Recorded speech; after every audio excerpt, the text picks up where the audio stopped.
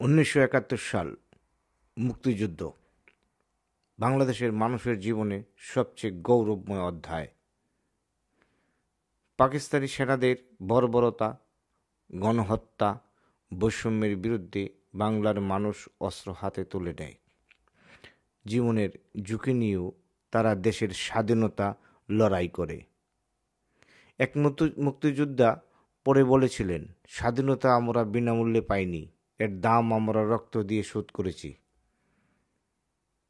স্বাধীনতার পরও দেশের ইতিহাস সহিংসতার ঘটনা থেমে যায়নি। 2009 সালে বিডিআর হত্যাকাণ্ড এবং শাপলা চত্বরের ঘটনার মাধ্যমে প্রকাশ পায় রাজনৈতিক সহিংসতার গভীরতা। কোমলমতি মানুষের রাতে আধারে হত্যা, গুম, লাশ ফেলে দেওয়া এবং ক্ষমতার অপব্যবহার সমাজের ভয় ও অসহায়ত্বর বার্তা দেয় বাংলাদেশের মানুষকে। অনেকে দেশের সম্পদ বিদেশে পাচার করা হয়, যা অর্থনৈতিক ও নৈতিক দিক থেকে ক্ষতিকর। 2024 সালে 5ই আগস্টে স্বৈরাচারের ঘটনার সময় সরকার পতনের মধ্য দিয়ে অনেক মানুষ আহত ও নিহত হয়।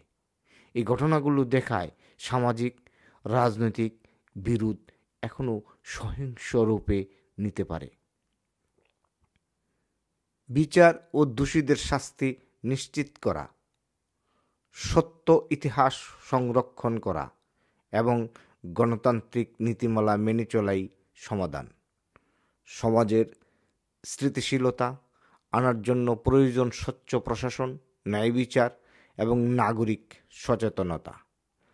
ইতিহাস আমাদের শেখায় যে গণতন্ত্র, নিরাপত্তা এবং মানবাধিকার রক্ষা করতে সাহসী ও ন্যায়পরায়ণ পদক্ষেপ অপরিহার্য। ধন্যবাদ সবাইকে।